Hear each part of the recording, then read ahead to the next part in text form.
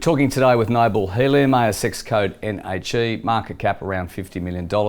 We have with us Justyn Wood, who is the CEO and co-founder.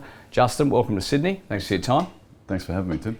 Now, for those who don't know Noble Helium, can you give us an update of who the company is? So Noble Helium is it's a band of explorers. We've pegged what we think is the world's best untested helium system in the East African, in Tanzania, which happens to be the rift basins of the East African rift.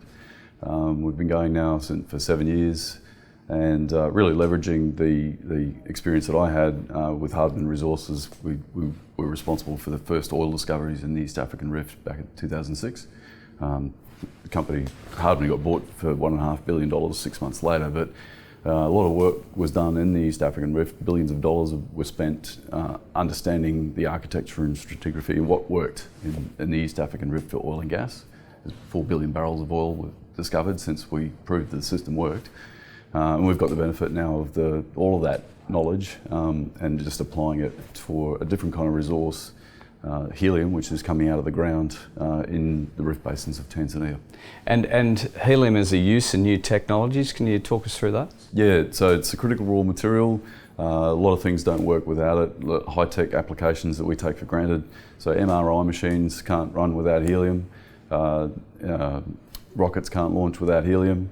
Fibre optic cables can't be made without helium. And I guess in the last 15 years, from a base of zero, and now all of the chips in our phones and computers and TVs and cars can't be made without helium anymore. So it's a critical technology, high-tech industrial gas. It's not just a party balloon filler. Yeah, and I mean, that's what everyone associates it with. But the US used to be one of the biggest producers, and I believe their stockpiles have been exhausted since 2019. Yep. Which countries are the key producers now? So the US, just a little bit of background there, the US built up what was called the US Federal Reserve, actually started in the 1930s for military purposes. And then they really filled it up during the Cold War because it's essential for making missiles fly. In 1996, they decided that they weren't in the helium business and sold this, gradually started depleting that reserve, which ran out in 2019. The countries, helium is rare, the geology for helium is rare in commercial quantities, and the countries that happen to have had that geology, the right geology, that are stepping in to fill that gap are Qatar, Russia and Algeria. So by the middle of this decade, about 60 to 70% of the world's helium is going to be supplied by those three nations. And does China play a role in helium production, just out of interest? They do have a small amount, but they're very interested in getting hold of some, because it's obviously critical for the manufacture of their chips as well. And Justyn, the helium price, how's it priced? What's it done recently? Can you give us some colour on how it's actually priced? Yeah, thanks, Tim. Good question. So since the depletion of the US Federal Reserve, and the US government was kind of selling it to pay off the debt for the reserve, we've been transitioning, helium price has been transitioning to market. So it's quadrupled in the last 10 years. It's now trading on a long-term bulk helium contract would be about $450 per 1,000 cubic feet. Now, just for reference, that's about 50 times the price of LNG. So we're using oil and gas type cost base to find and develop this stuff, but it's 50 times more valuable. So just to give you some colour, our first two wells we're about to drill, they're targeting 16.5 BCF between the two of them. That doesn't mean much, but that's $7.5 billion worth of helium in the ground.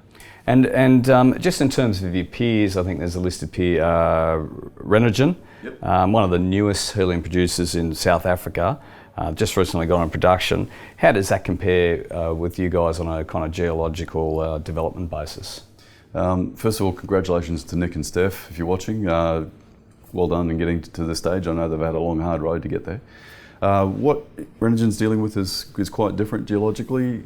It's actually geologically very unique, but in terms of a business, they've got helium as a very valuable byproduct of their natural gas conventional methane production system.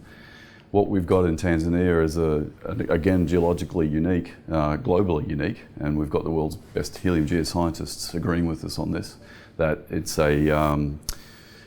helium for helium's sake. So instead of the helium being a byproduct of another gas, we're going to see helium, or all the data we've collected over the last years is telling us we'll see helium and nitrogen. So nitrogen is 80% of the atmosphere is nitrogen, so that can be vented, or if we can find a use for it, we will. But the helium will be produced on the schedule on its own schedule, if you like. So it becomes a primary resource. And it's also green. There's no hydrocarbons associated with it. And of course, the US State Department has classified helium as a critical mineral. Does that mean further down the track, the US government could potentially help fund some of these projects? Yeah, that's definitely on the cards. We have been connected with some guys. We know that Renogen actually had some help getting into the US government for funding, and those guys have actually approached us as well to gauge our interest.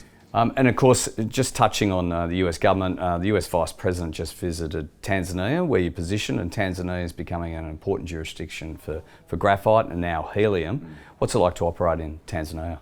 It's the last couple of years, it's been the new President Hassan has really opened the country up for investment, which has been fantastic. She actually mentioned helium in her inauguration speech as a project of national interest. We're finding a lot of support in the country and the government for doing what we're doing.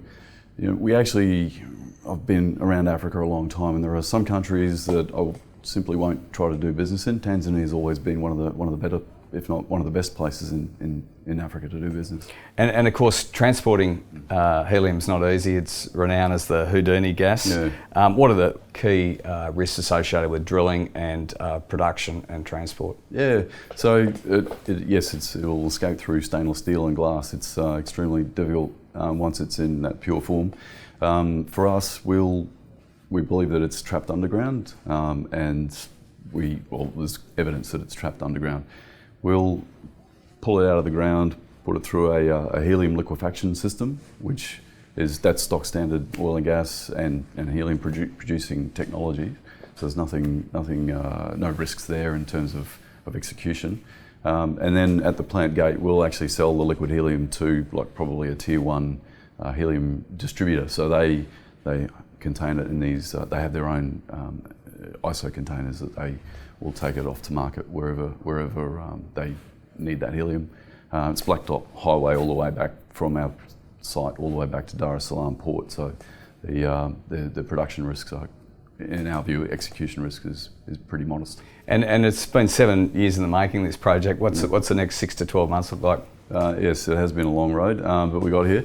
The next 6 months definitely we will have drilled our 2 wells, and hopefully we've made 2 discoveries. And I will add that the play type that we're using is exactly the play type that I used in Uganda to prove the oil and gas system worked, and that went on to have a 100% success rate, 14 discoveries from 14 wells. We're doing that again now, so we'll be drilling those wells and hopefully announcing to the market gas phase helium. And just finally, what kind of gives you confidence that you'll find success here? We started out understanding, because of the background, understanding the rift and how it worked and the architecture and stratigraphy. And I guess what's been very rewarding is, as we've collected data, we've invested quite a lot of money and done things properly certainly over the last 12 months.